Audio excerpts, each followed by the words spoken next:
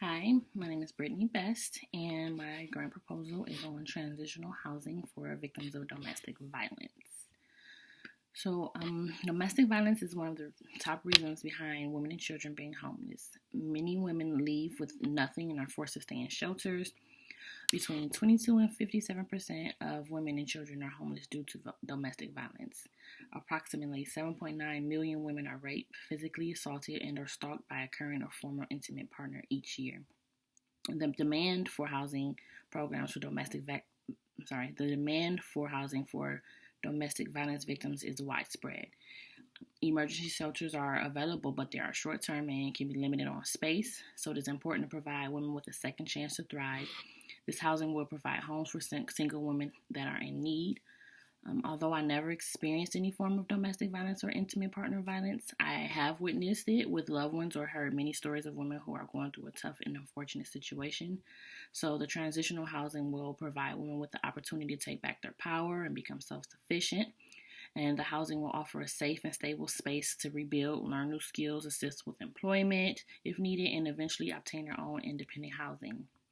So the purpose of the housing is to secure funding for clients to help to decrease the amount of homelessness women face after fleeing violent relationships.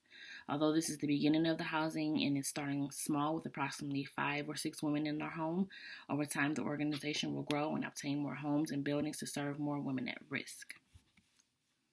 And the need for the transitional housing can provide victims of domestic violence with safe housing for up to 6 to 24 months, or either till their own independent housing is found. So having a transitional home women can rely on will be beneficial and will prepare them for life after abuse. Studies show that housing is one of the barriers women face after fleeing an abuser, and too often women who are at risk may not receive stable housing, and in some cases it may cause them to return back to the abuser or face homelessness. So out of every 4 women, one would experience domestic violence, and intimate partner violence. And survivors often face housing insecurity as a result of domestic violence. And some of the survivors have reported that they had refrained from calling 911 concerning domestic violence for fear of eviction or that child services will remove their children from their home. Possible loss of current housing is due to criminal activity nuisance nuisance ordinance, citations resulting from domestic violence. A nuisance citation often results in the eviction of the survivor, which can lead to homelessness and difficulty finding new housing. In 2016, there were 8,880 incidents of domestic violence reported in Cuyahoga County.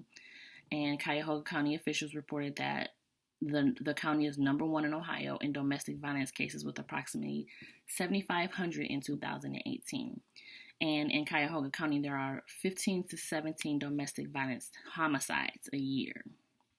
So the goals and my objectives, the goal of the transition house are to become a 501c3 nonprofit organization, provide stable housing, provide transitional housing for survivors exiting emergency residential shelters.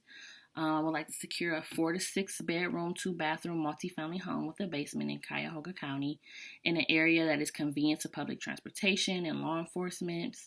And clients will be allowed to stay within the housing for 6 months up to 24 months and charge a monthly rent consisting of 30% of their gross income, and or securing funding for participants who may not meet the income requirements. Also want to provide clients with weekly case management, increase each survivor's financial stability, self-sufficiency, and awareness, increase income by assisting survivors with employment readiness, resume building, job interviewing skills, career dress, and other steps to employment.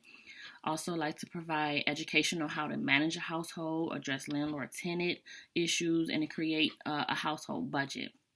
We'll also implement security measures and train all housing staff on security operations. And we would also provide follow-up services after the client has left the home.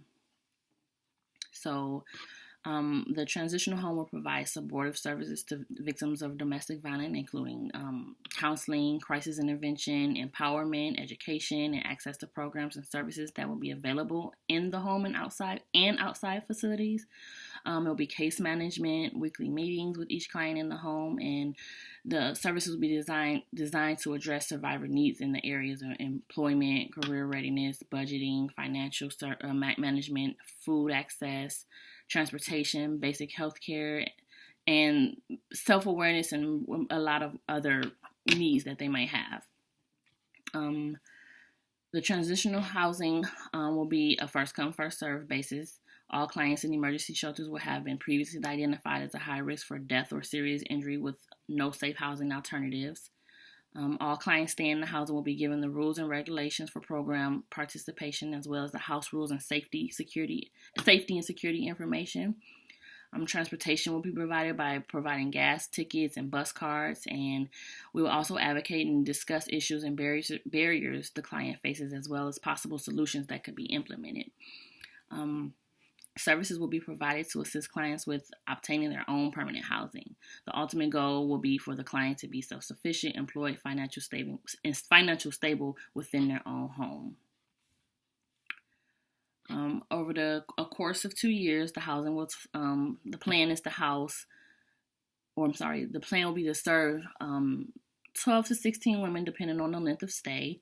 And the data will be gathered on the outcomes of the clients who successfully transition out of the housing into their own independent living, and are managing and progressing with the skills learned from the housing resources.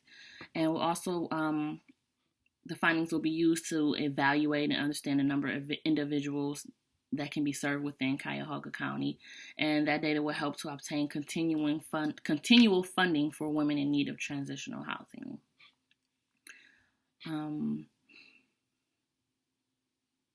So the mission of this, I plan to have it in Cuyahoga County, serving clients within Cuyahoga County, again, as a nonprofit organization. And the mission is to provide a non-judgmental and safe environment for women in need of transitional housing after violent relationships, and a safe haven that advocates and provides services that can educate and empower women, provide support on how to enhance their safety, build healthy relationships and self-esteem, and become self-sufficient, independent in order to break the domestic violence cycle. For program continuation, all of the clients within the transitional home will be eligible to receive follow-up services up to 90 days after exiting the housing.